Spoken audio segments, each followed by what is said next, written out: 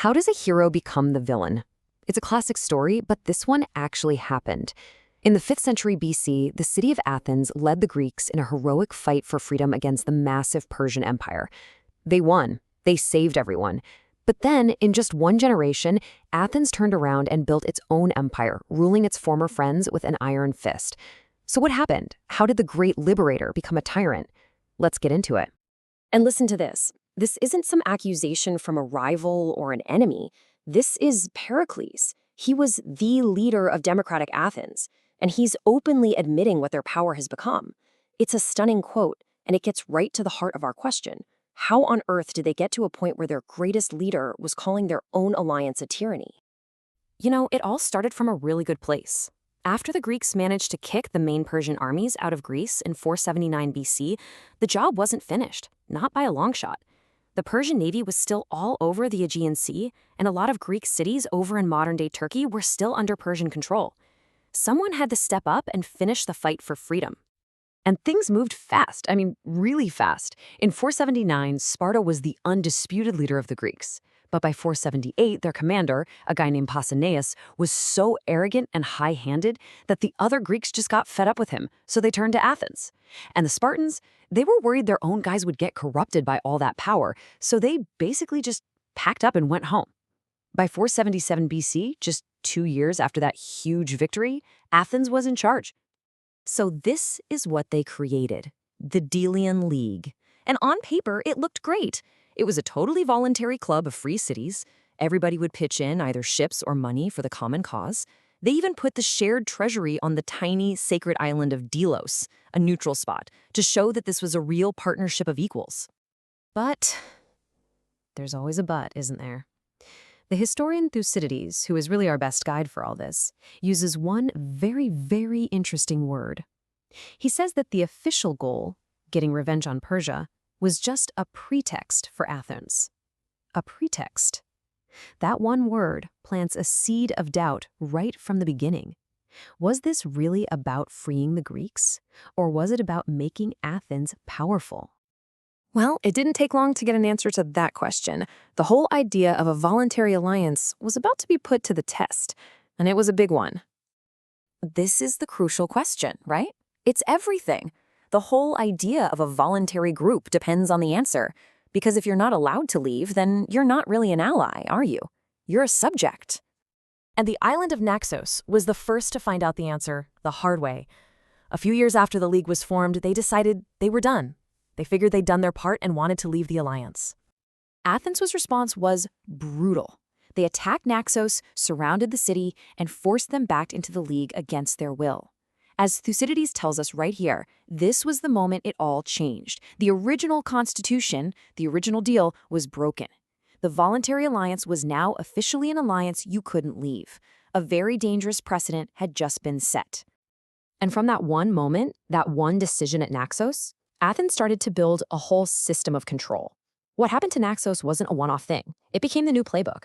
Let's take a look at how they did it. Okay, so this is where Thucydides' analysis is just brilliant. He points out that the allies actually helped build their own cage. See, most cities found it was just easier to pay Athens cash instead of going through the hassle of building and manning their own ships. But Athens took all that cash and used it to build its own navy, a huge one. And the result? Athens got stronger and stronger, while its allies got weaker and weaker, until Athens was so powerful that nobody could even think about defying them. Then we get to this year, 454 BC. This is a huge turning point. Athens had just suffered a massive military disaster in Egypt, and there was a bit of a panic. So, saying it was for security reasons, Athens made a truly monumental decision. They moved the entire League treasury from that neutral island of Delos and put it right on top of the Acropolis in Athens. You cannot overstate how symbolic this was.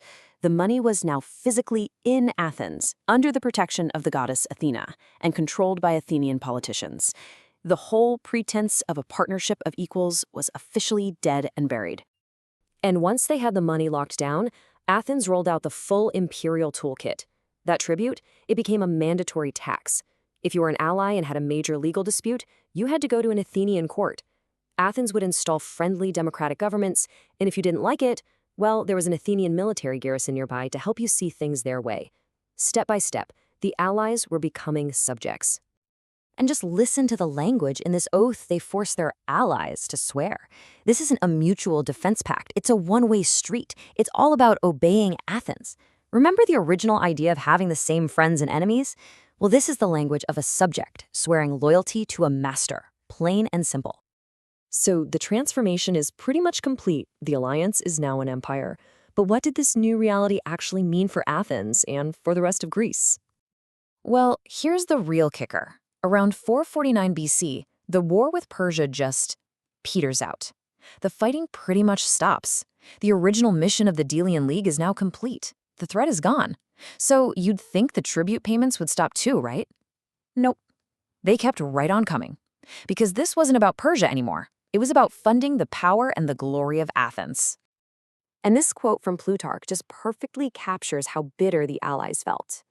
They saw their defense money being used to build the incredible temples on the Athenian Acropolis, the Parthenon. They were literally forced to pay to make their own master city beautiful, and they hated it. Now, this period was super chaotic for Athens.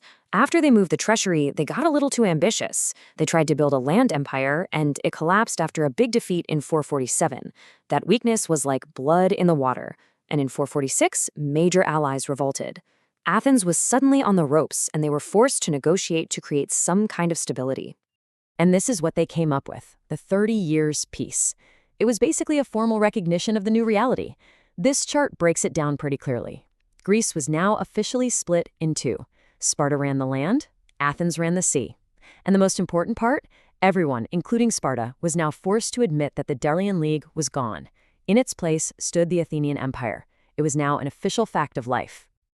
By this point, Athenian leaders weren't even pretending anymore. They knew exactly what they'd created. Here's another politician, Cleon, speaking a few years after Pericles. And he uses that exact same word, tyranny. All the talk about freedom and liberation was gone, replaced by the cold, hard reality of power. And that brings us right back to our original question. Did Athens plan this from the start, or did they just sort of slide into it, one decision at a time, driven by fear and pride and self-interest? The story of Athens is a pretty powerful warning. It shows us that the line between a liberator and the tyrant can be terrifyingly thin, and the path from one to the other is often paved with small, seemingly practical decisions whose true cost you only see when it's far too late to turn back.